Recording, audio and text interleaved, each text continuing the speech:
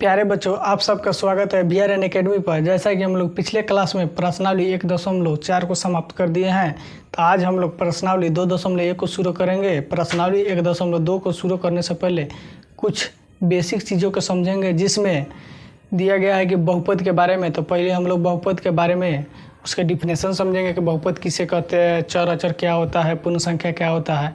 तो चलिए हम लोग समझते हैं पहले बहुपद।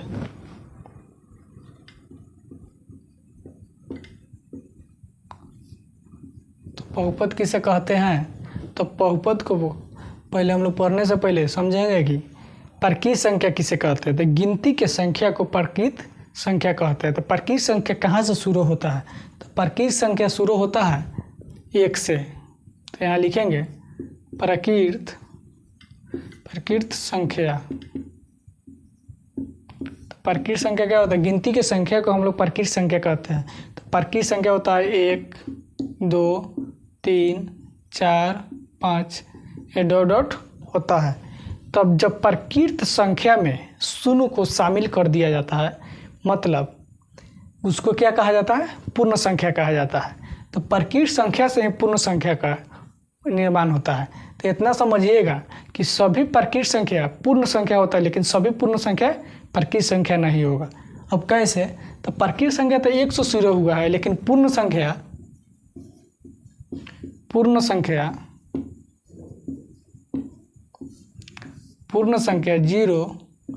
1, 2, 3, 4, 5 पूर्ण संख्या जब भी शुरू होता है तो 0 से शुरू होता है। 1, 2, 3, 4, 5, 6, 7, 8 अनंत तक जाता है। तो ऐसा ही जब देखिए यहाँ प्रकृत संख्या जब शुरू किए तो 1 से शुरू हुआ, पूर्ण संख्या 0 से शुरू हुआ है। तो इसलिए सभी प्रकृत संख्या पूर्ण संख्या होगा, लेकिन सभी पूर्ण संख्या प्रकृत संख्या नहीं होगा। तो वही है बहुपद के बारे में। तो बहुपद किसे कहते हैं, तो बहुपद जब भी कोई बहुपद दिया रहा है, मान लीजिए कि 3x² + 2x + 5, ये क्या है, तो ये बहुपद है। तो इस बहुपद को कैसे मानेंगे कि बहुपद है कि बहुपद नहीं है। तो इसको पहले हम लोग देखेंगे कि जब भी इस बहुपद को पहचानेंगे तो देखेंगे कि इसका जो बहुपद दिया गया है, मतलब चर का स्क्वायर जो दिया गया है उस पर घात, मतलब स्क्वायर घात, इसका जो घात होगा वो पूर्ण संख्या है कि नहीं। अगर पूर्ण संख्या होगा तो वही वो बहुपद होगा, नहीं तो बहुपद नहीं होगा। तो आप कैसे समझेंगे कि बहुपद है कि नहीं, इसका पूर्ण संख्या, इसका जो घात है वो है कि नहीं। देखिए x², तो x² पर क्या है, यहाँ 2 है, यहाँ इस x पर क्या छिपा है, 1 छिपा हुआ है। तो मतलब क्या है, 1, 2, 3, चाहे 0 भी हो गया यहाँ पर, मान लीजिए यहाँ पे x रहता, यहाँ पर 0 भी रहता, कोई दिक्कत नहीं है। तो ये सब क्या है, ये सब पूर्ण संख्या है। तो अगर पूर्ण संख्या रहेगा तो समझेंगे कि हाँ वो बहुपद है, जब चर पर पूर्ण संख्या रहेगा। तो पहले चर और अचर, अब इसके बाद हम सब लोग समझते हैं कि चर और अचर किससे कहते हैं।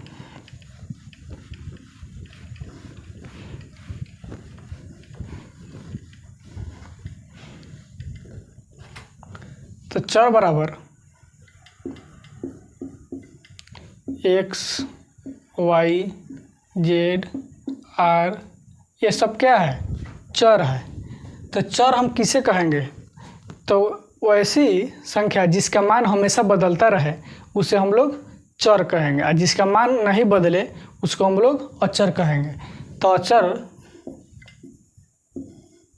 अचर क्या होगा, तो अचर होगा जैसे 2, 4, 6, 8, 10, ये सब क्या है, ये सब अचर है। तब कैसे अचर है, अगर 4 है तो 4 को 4 न बोलेंगे। मान लीजिए 8 है चाहे 6 है, तो ये सब को क्या बोलेंगे, 6 है तो 6 बोलेंगे, 8 है तो 8 ही बोलेंगे। लेकिन यहाँ देखिए अचर बराबर x, y, z, तो x के जगह पर कुछ भी आ सकते हैं। यहाँ 2 आ जा सकता है, 4 आ सकता है, 6 आ सकता है, 10 आ जा सकता है, कुछ भी आ सकता है। तो इसलिए इसका मान बदल रहा है। तो इसीलिए हम आपको बताए हैं कि जिसका मान बदले उस संख्या को अचर कहा जाता है, जिसका मान अगर नहीं बदले उसको अचर कहा जाता है। तो आप लोग चर और अचर ये सब समझे। जब तक ये नहीं समझिएगा, पूर्ण संख्या जो बताए हैं वो भी याद रखिएगा। तो नहीं याद रहेगा तो आप लोग को बहुपद समझ में नहीं आएगा कि बहुपद ये है कि नहीं है। तो अब बताते हैं कि आप लोग को बहुपद कैसे पहचानना है। तो चलिए हम लोग बताते हैं बहुपद के बारे में।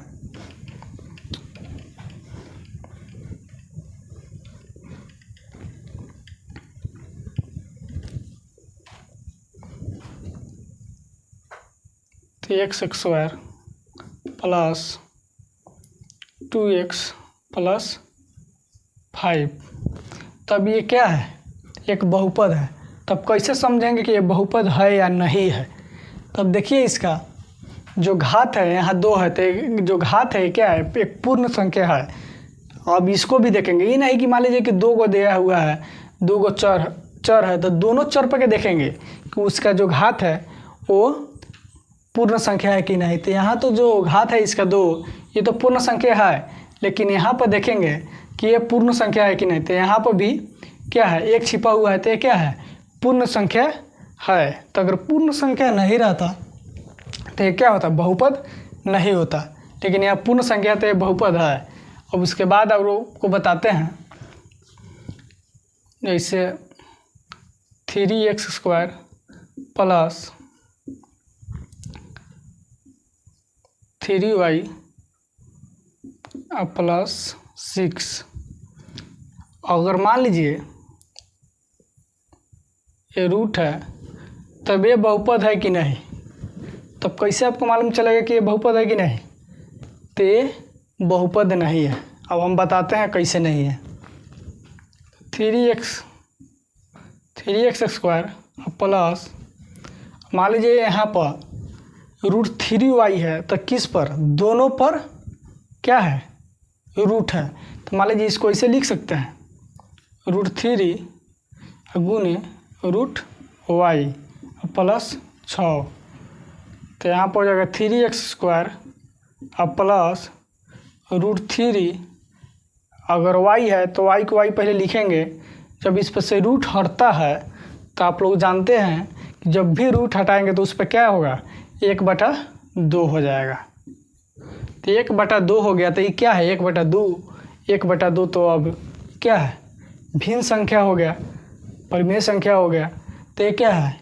ये तो हुआ नहीं, पूर्ण संख्या तो नहीं हुआ। पूर्ण संख्या तो आपको बोला है ना, 0, 1, 2, 3, 4 इसके बाटा में नहीं होना चाहिए। मतलब ये क्या है? पूर्ण संख्या है। तो पूर्ण संख्या 0 से शुरू होता है, जिसे हम बोले हैं कि प्रकृत संख्या किससे कहते हैं? गिनती की संख्या को प्रकृत संख्या कहते हैं। जब प्रकृत संख्या में शून्य को शामिल कर दिया जाता है तो पूर्ण संख्या बनता है। तो यहाँ तो पूर्ण संख्या नहीं है। तो जब पूर्ण संख्या नहीं है तो ये क्या है? बहुपद नहीं होगा। तो इसीलिए आपको ये सब चीज़ समझना पड़ेगा कि कौन बहुपद है, कौन बहुपद नहीं है। अब इसमें भी आपको हम बताते हैं कि बहुपद कौन है। जैसे 1 चर वाला बहुपद है कि 2 चर वाला बहुपद है कि 3 चर वाला बहुपद है।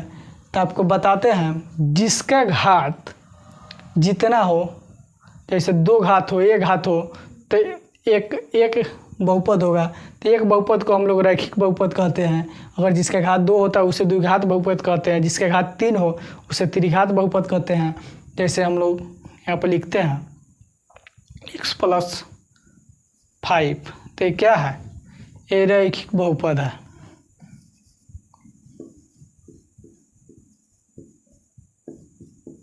ये रैखिक बहुपद है। और यहीं यहाँ पर लिख दे x², चाहे यही मान लीजिए ये क्या है? x² प्लस 2x प्लस 5, तो ये क्या है? द्विघात बहुपद है। द्विघात बहुपद है। अगर मान लीजिए यहाँ पर रहता इसका घात अगर 3 plus 2x² plus 2x plus 5, तो इसका घात क्या है? इसका घात 3 है। तो जब इसका घात 3 है तो इसको क्या कहेंगे? त्रिघात बहुपद कहेंगे। तो क्या होगा? त्रिघात बहुपद हो जाएगा। तो इसी तरह आप लोग जी घात देखिएगा, पहले यहाँ पर 2 घात है, यहाँ पर 1 घात है, यहाँ पर 3 घात है। तो जब 1 घात हो तो उसके रैखिक बहुपद कहेंगे, और जब 2 घात हो तो उसके द्विघात बहुपद कहेंगे, जब 3 घात हो तो उसको त्रिघात बहुपद कहेंगे। ये चीज़ आपको याद रखना होगा, नहीं तो आगे इसके जो भी मैथ है, जो भी हिसाब इसमें दिया गया है, पर्सनल 1.2, 1.3, आगे 3.1, ये सब में ये सब का चीज़ का आपको ज़रूरी पड़ेगा। और एक चीज़ और आपको बताते हैं, द्विघात बहुपद का व्यापक रूप क्या होता है।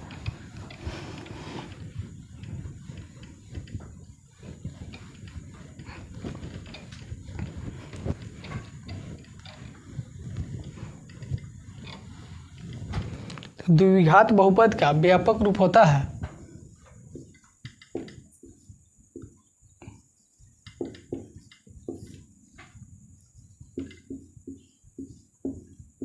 द्विघात बहुपद का व्यापक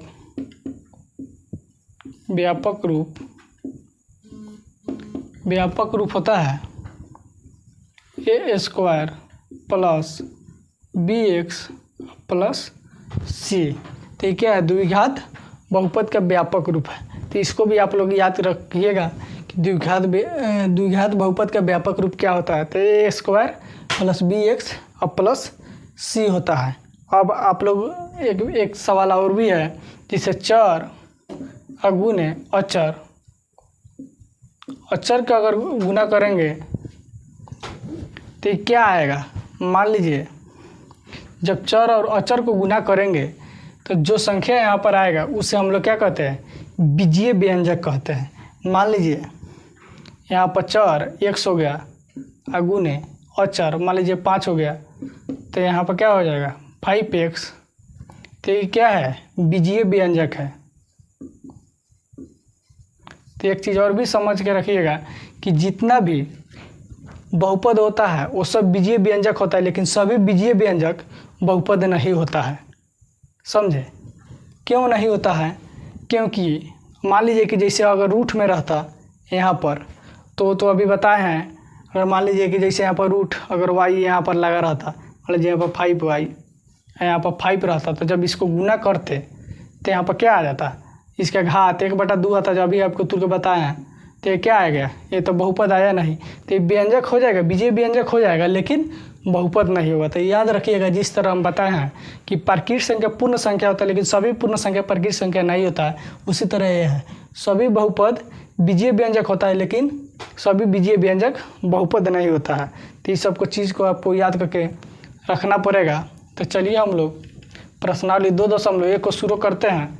उसमें कुछ है नहीं, बस बताना है कि इसका शून्यक कितना होगा, अरे जो भी बहुपद दिया गया उसका शून्यक कितना होगा। तो शून्यक हम आपको बताते हैं कि जैसे आप लोग तो जानबे करते हैं कि ऐसा ही ग्राफ होता है। तो इसको x बोलते हैं, इसको y,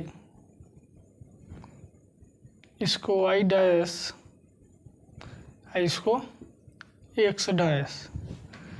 तो इधर जो होता है यहाँ 0 से शुरू होता है, तो इधर होता है 1 2 3 4, इधर प्लस वाला होता है। अब जब y डैश नीचे की तरफ आएंगे तो इधर माइनस वाला होगा, तो इधर होगा -1 -2 -3, इसी तरह आगे भी बढ़ेगा संख्या।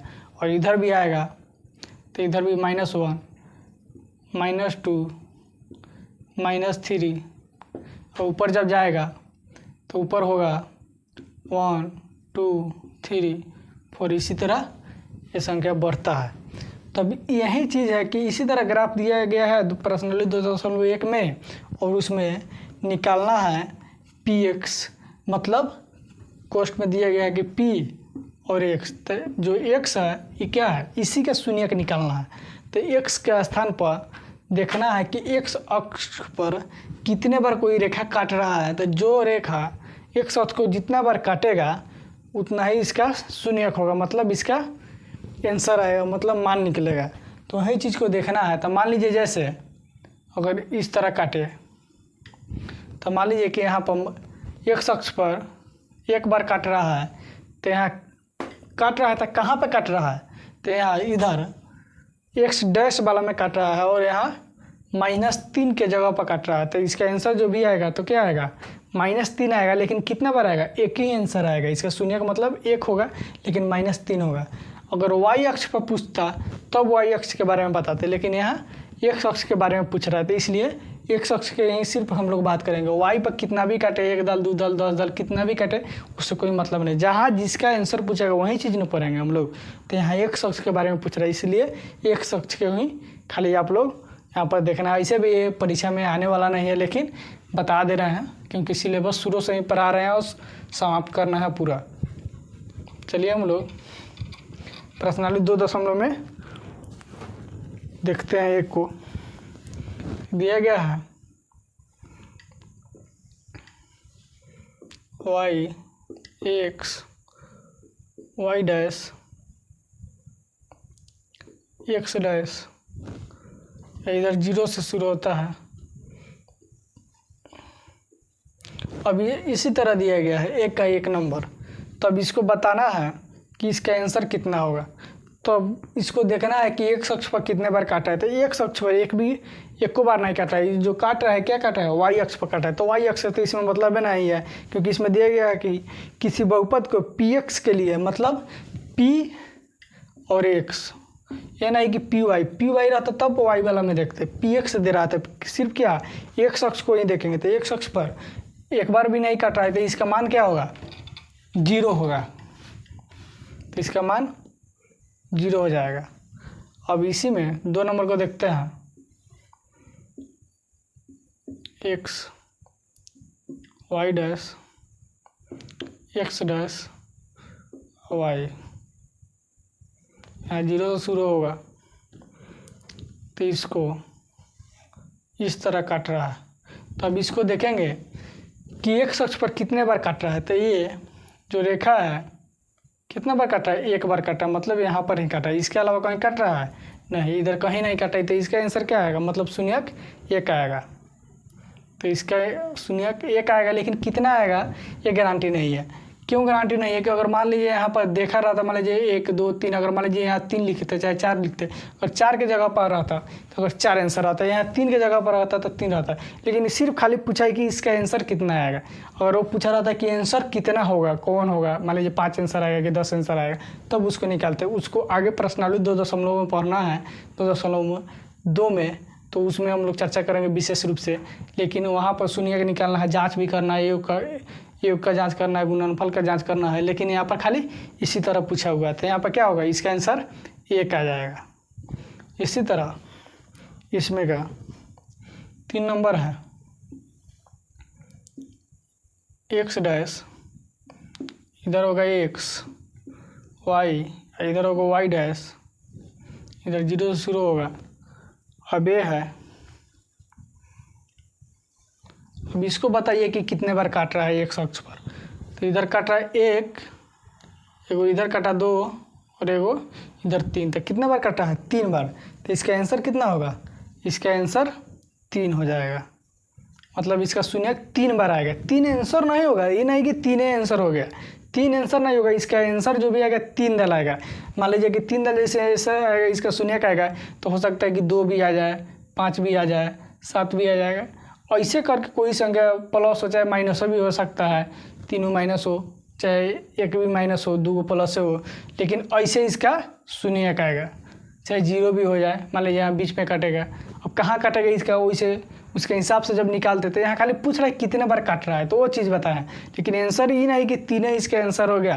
आंसर इस रूप में आएगा, कोई भी अचर संख्या आ सकता है, तो ऐसे आंसर आएगा। ये नहीं कि ये आंसर हो गया, ये खाली बताया गया है कि कितने बार काट रहा है। तो इसको देखना है। चलिए इसमें 3 और है, तो उसको हम लोग बताते हैं।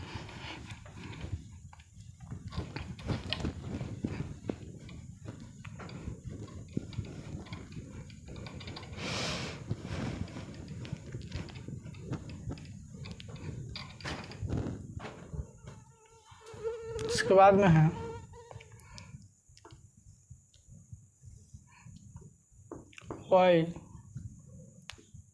Y dash X dash 0। उसके बाद है 4 नंबर में इस तरह। अब इस तरह है, तो आप बताइए कि अब ये क्या है। इसका आंसर कितना होगा, इसमें कितना आंसर आएगा, तो इसका शून्य का 2 आएगा, क्योंकि एक ही साइड में काट रहा है। लेकिन देखिए 1 और 1 यहाँ 2, तो इसका शून्य का 2 बार आएगा, मतलब यहाँ इसका 2 बार शून्य का आएगा। आंसर 2 नहीं होगा, लेकिन शून्य किसका 2 बार आएगा। लेकिन अब मान लीजिए कि आपको पता करना होगा प्लस वाला आएगा कि माइनस वाला आएगा, तो आपको पता है जीरो के इधर जो भी डैश वाला उधर आएगा, एक से डैश वाला, तो उधर क्या आएगा, माइनस वाला होता है, तो इधर माइनस आएगा। जब भी इसका शून्य का आएगा दोनों, तो क्या होगा, माइनस होगा। ये चीज़ आप लोग याद रखें, जिधर काटेगा एक और प्लस में आएगा तो एक और प्लस होगा, अगर जिधर माइनस और काटेगा तो माइनस वाला होगा। तो ये चीज़ तो आपको बता ही दिए हैं कि किधर माइनस है। जैसे इधर प्लस वाला आएगा, ऊपर जाएगा फिर प्लस होगा, इधर होगा माइनस होगा, नीचे आएगा तो माइनस होगा। उसके बाद में 5 नंबर में है Y X Y dash X dash यहाँ 0, तो ये है इस तरह। अब इसको बताना है कि कितने बार कट रहा है, तो अब यहाँ गिनेंगे, वाई अक्ष पर नहीं गिनेंगे, क्या गिनेंगे, एक्स अक्ष पर गिनेंगे। तो 1 1 2 1 3 1 यहाँ 4, तो कितने बार कट रहा है, तो 4। तो इसका आंसर कितना बार आएगा, 4 बार आंसर इसका आएगा। इसी में जो 6 नंबर है, तो Y X Y dash X dash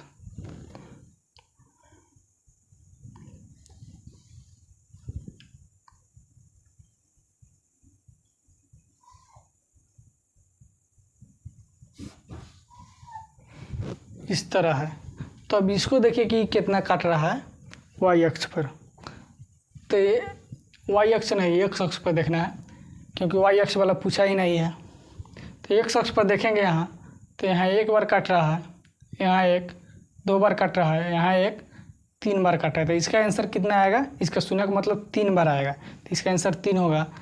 तो अब अगर यही पूछ लेता कि एक्स और वाई अक्ष दोनों पर के बताइए, तो दोनों पर के बताना पड़ता, तब अब हम यहाँ गिनते कि एक्स अक्ष पर कितना बार काटा था। यहाँ पर 1 दाल 2 दाल, फिर वाई अक्ष पर गिनते, यहाँ गिनते, फिर एक्स अक्ष पर गिनते, तो इसका आंसर वाई वाला गिनते। तो वाई अक्ष को गिनना नहीं है, क्योंकि एक्स अक्ष पर ही खाली देखना है। तो इसी तरह खाली पूछा हुआ है बेसिक के लिए, ऐसे कि पहचानने के लिए पहचान में आ रहा है कि नहीं। तो यही चीज़ है, कोई भारी चीज़ तो है नहीं। चलिए आप लोगों को प्रश्न 2.2 में फिर अगले क्लास में बताएंगे। जय हिंद बच्चों।